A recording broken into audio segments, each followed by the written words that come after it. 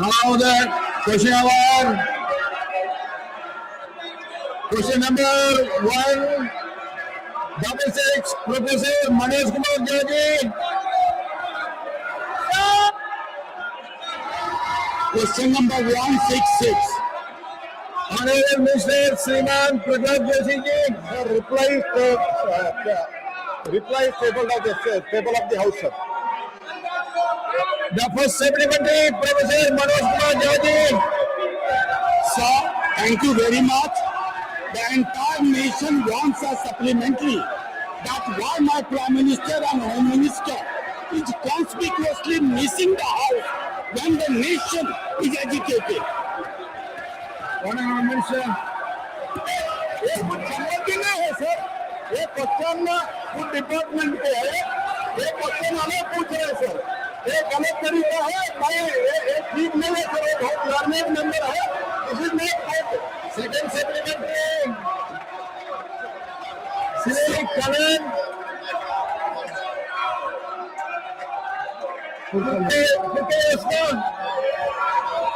Second supplementary, Sri Kanat.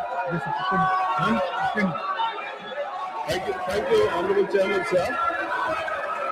I want to know from Honorable Minister, is the proposed amendment based on nutritional considerations? And my second question is, does the amendment affect the government's commitment towards the food security? Honorable Minister. Sir ये reply reply में बहुत स्पष्ट से कहा है कि इससे कोई कटौती नहीं होगा. There will not be any reduction, क्योंकि 79 crore people, more than 79 crore people, which eligible is 81 crore according to the Food Security Act. इससे कोई भी रिडक्शन कोई भी स्टेट का या कोई भी बेनिफिशियरी का नहीं होगा. ये है ओवरऑल इसमें pre legislative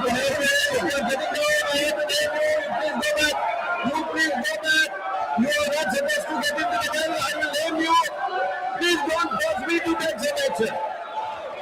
What the subject you are raising, it belongs to the state government. You please go back. You please go back. If you are getting into the role, then I have to name you. Vincent ji, I have to name you. Please go back. Sir, government as a part of pre-legislative consultation circulated a draft National Food Security Bill 2026 seeking to revise the food grain settlement Antyodaya Anna Yojana household around half of the states and all stakeholders in sharing them. Then I have to name all of you. You go back. I have to name all of you. No. You go back first. Sailing up, you go. Sailing up, I have to name you first. Don't force me. You read there, whatever you want to say, from there you can say. Please, Shivaji. Please. Sir, all the stakeholders, including half of the states, they have given their feedback. And I would like to tell, as per the NFSA coverage, the figure 75% of the household, they are having less than four beneficiaries. For all of them, we are giving 35 kg, which for a single member, there is a family of around 14% of the single member family, sir. For them also we are giving 35 kg. For two-member beneficiary, around 19%, like that, 88% are less than 5 or less than 5, sir. So keeping in that, pre-legislative consultation is going on. Many of them, they have given the feedback. Third supplementary, Dr. Kanira Patidar. धन्यवाद माननीय सभापति महोदय। मैं आपके माध्यम से माननीय मंत्री जी से ये पूछना चाहती हूँ कि प्रस्तावित संशोधन राष्ट्रीय खाद्य सुरक्षा अधिनियम 2013 के खाद्य और पोषण सुरक्षा सुनिश्चित करने के उद्देश्य के अनुरूप कैसे है और क्या प्रस्तावित संशोधन लाभार्थियों के बीच अनाज का अधिक समान और समावेशी वितरण सुनिश्चित करता है? Honorable Minister, sir as I already told, मैंने पहले ही बताया कि ओवरऑल उसको इक्वलाइजेशन करना है, क्योंकि हम अगर 5 लोग हैं तब भी हम 35 केजी देते हैं, एक व्यक्ति है तभी 35 केजी देते हैं। इसीलिए हमने जो अभी किया है, आज ICMR के स्टडी के अनुसार dietary guidelines of Indians 2024 issued by the ICMR and National Institute of Nutrition and the finding of the household consumption survey, ये स्टडी करके हमने प्री लेजिस्लेटिव कंसल्टेशन किया है। इसके आधार पर इसके फाइनल डिसीजन हम लेने जा रहे हैं, और ये फाइनल डिसीजन लेंगे जो भी हमारे पास फीडबैक आया है, जैसे मैंने ऑलरेडी फीडबैक दिया है, इसलिए मैं ये बताता हूँ कि सभी लोगों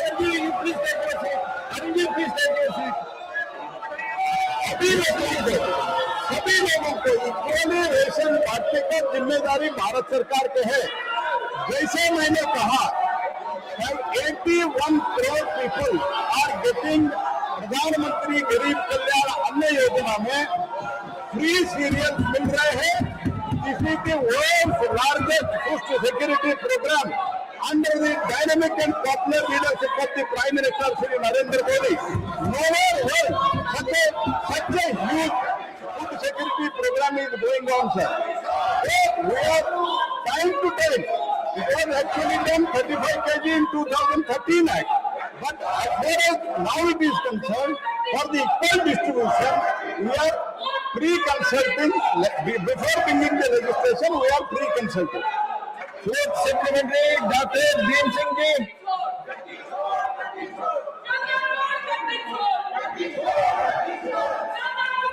ये अंत्योदय अन्न योजना जैसा महत्वपूर्ण विषय पर प्रश्न है और प्रश्नकर्ता राष्ट्रीय जनता दल विपक्ष है। ये बहुत खेद का विषय है कि प्रश्न करते हैं और वो भाग जाते हैं गरीबों के सवाल पर। बहुत ही अच्छा विषय है। पात्रता मानदंड में परिवर्तन के कारण जिन परिवारों पर प्रतिकूल प्रभाव पड़ने की कोई संभावना है या नहीं, और अगर है तो सरकार ने उसके लिए कोई चिंता की है, खास करके बिहार के बारे में मैं पूछना चाहता हूँ। सर, हमने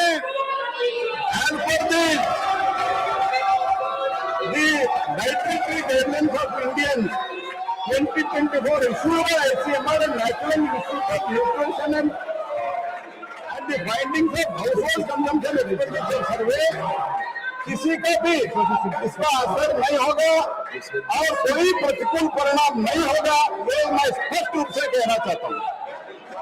Now question number 167, Shriman Ratanjit Pradap Narayan Singh ji. 167. Honorable Minister. Sir, the answer is laid on the table of the House. The first supplementary, Shriman Ratanjit Pradap Narayan Singh ji. On empowering cities to fund infrastructure, Honorable Minister, expanding our national infrastructure is absolutely essential to achieve a $5 trillion economy by 2029. While India is experiencing rapid growth, becoming the world's fastest growing economy in 2026, for sustainable long-term growth, we urgently need world-class logistics and industrial corridors in our Tier 2 and Tier 3 cities. To resolve this capital bottleneck and reduce central reliance, will the Finance Minister consider establishing a dedicated municipal bond guarantee fund with partial sovereign backing? By introducing this structural financial reform, we can empower capable urban local bodies to independently raise private capital, develop regional infrastructure hubs, and accelerate our overall national economic growth. Honorable Minister. This is a very interesting question, sir. As it is, the 16th Finance Commission has taken both municipalities and also the urban local municipal bodies and the panchayats into their calculation, and the allocation made for the urban local bodies and the municipalities is far higher than ever before. That is one major empowering of the municipal bodies. Other than that, the central government is also giving a 50-year interest-free loan to the states. We call it a loan, eventually it will be only a grant, through which asset creation at the municipal levels is also possible. And many states are doing exemplary asset creation at the municipal and also tier 2 and tier 3 at the specific point of municipal bonds in creating a fund for supporting the sovereign. There are several capacity-related issues for the municipal bodies to get into the bond market. We've had some success in the examples of Surat and many other indoor cities like that. But municipal capacity, the human capacity to be able to catch up with these things are simultaneously being worked upon. So once we think we have reached a stage, there can be very many proposals which can be considered. At the moment, there is no provision for a fund to support this. Second supplementary, Dr. Ajit Madhavrao, कब चढ़ेगी? धन्यवाद सभापति महोदय, माननीय अध्यक्ष महोदय, माननीय प्रधानमंत्री श्री नरेंद्र मोदी जी के दूरदर्शी नेतृत्व में भारत की अर्थव्यवस्था को नई ऊंचाइयों तक पहुंचाने के लिए सरकार द्वारा किए जा रहे प्रयासों की मैं सराहना करता हूं। मैं माननीय वित्त मंत्री जी से यह प्रश्न पूछना चाहता हूं कि क्या माननीय वित्त मंत्री महोदय यह स्पष्ट करेंगे कि $5 ट्रिलियन अर्थव्यवस्था का लक्ष्य विकसित भारत 2047 की दिशा में केवल एक आर्थिक पड़ाव है, या इसके लिए सरकार ने निवेश, रोजगार, नवाचार, विनिर्माण और निर्यात को एकीकृत करने वाली कोई समग्र राष्ट्रीय कार्य योजना भी तैयार की है क्या?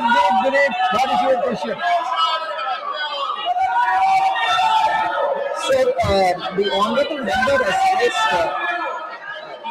the specific point of whether the government has got a comprehensive program or scheme through which innovation, investment, and many other that we name can all be given an impetus so that this $5 trillion economy does not become one destination, but towards the longer growth story of India.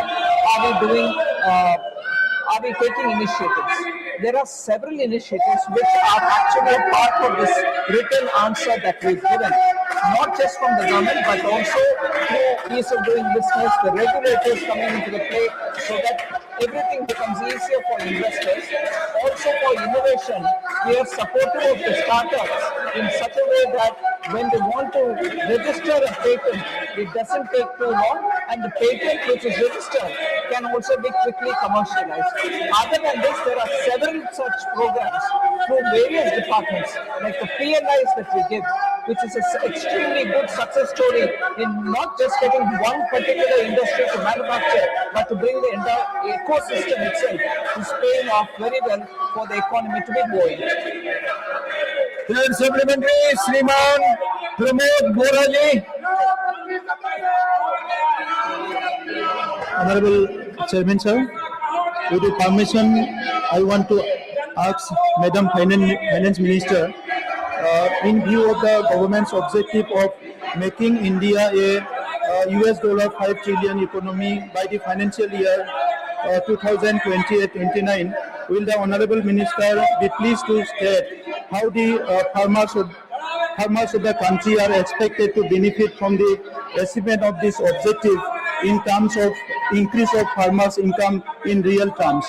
Thank you. Honorable Minister. Sir, actually, as regards farmers, I'm very glad to say because of the leadership of Prime Minister Modi, we are maximizing on the procurement of every listed 22 items of the cereals and pulses. There is a great emphasis given for Dalham and Koham, through which farmers who are growing difficult-based crops are also able to earn very good value. The move towards getting ethanol from sugarcane and from maize has also added to the income of the farmers. The direct transfer of 6,000 rupees to the accounts of the farmers so that they can take care of any conditions or any emergency in the household has also given them additional income. Moreover, the Kisan Credit Card is now extended even for animal husbandry and for fisheries. So people who are growing fish in backyard ponds or keeping cattle are also given assistance through the KCC, and a concessional loan is provided to them. Even more, not just animal husbandry and fisheries, keeping goats or keeping piggery also is given, and that has made a lot of difference for the Northeast in particular. And these kind of steps have ensured that farmers are able to get better value for their produce. More importantly, sir, farmers are using solar pumps through which they've saved on electricity cost. And as it is, because of solar pumps, they are able to produce much more than what they require. So they upload it to the grid and they are getting paid for each of the megawatt that they're producing. So farmers are becoming Urja Data for the country also. So there are very many such steps through which farmers are able to benefit by the Vikasit Bharat initiatives that we're taking. The PM Dhan Dhanya Krishi Yojana, which is spread over 100 districts in the country, particularly where the agricultural productivity is poor, are directly helping the farmers to have better irrigation, better cropping, better value addition, high quality seeds and better marketing. All this is aimed at improving the farmers' lot. Fourth supplementary, Srimati Darshana Singh ji.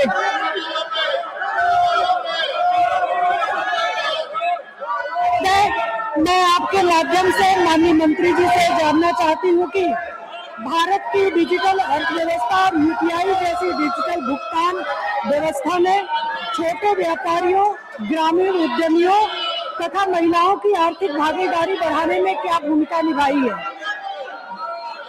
I am not going to call anyone if you are shouting like this. Why I should call? You are not interested in running the house. Why I should call? Everybody is shouting like as they like.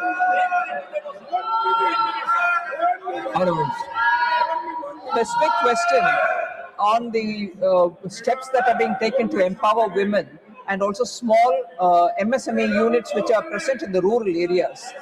MSMEs have actually benefited in several ways, sir. One, the definition was enhanced. The benefits which are being given to the MSMEs is not being withdrawn. More than that, timely payment of dues. For that, we brought in changes through the law, and within 90 days, people do get their returns. Actually, we hope that because the Udyam portal has now received all the registrations of MSMEs, and through the Udyam portal, we are able to clear the dues of the MSMEs. Other than that, for the MSMEs, for the inputs which go into their manufacturing, we have reduced the customs duty also on very many intermediary products, which will be of help for them. Even more than that, the ONDC, the Open Network Digital Commerce, has helped MSMEs reach global markets because now they are, without much of expenditure from their side, are able to use the digital platform as well. Similarly, programs like National Rural Livelihood Mission, and also because of the Drone Didi and the Lakpati Didi programs, and the way in which women farmers are also being put into the FPOs, we are giving women entrepreneurs in the rural areas a lot more help so that they can aspire to earn more and become Lakpati Didis. Some of the Lakpati Didis themselves have said that they are now wanting to become Crorepati Didis because of the success of the program. These are the ways in which we are reaching. Thank you. Shivaji, before calling you, I want to know on which subject you want to speak. If you want to speak the same subject in the morning, I'm not going to allow you because that is a state subject and the ruling party of that state have no representation here, so they cannot give you a reply, so I am not going to allow that.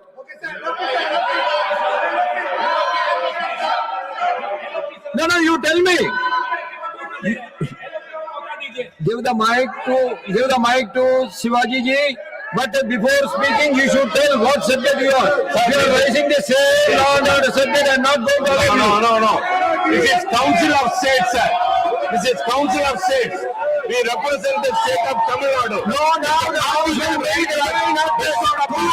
Today.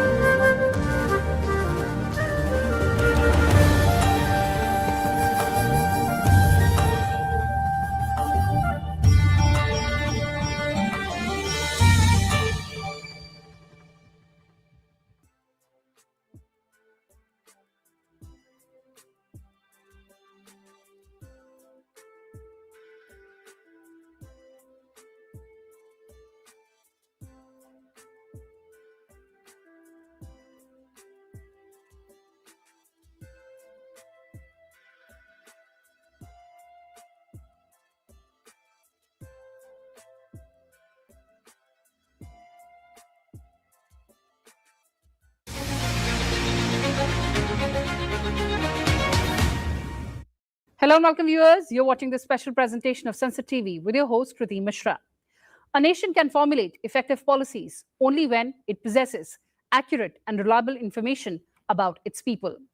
The registration of births and deaths system is the foundation of a country's civil registration framework, ensuring that every citizen receives a legal identity from birth while every death is officially recorded.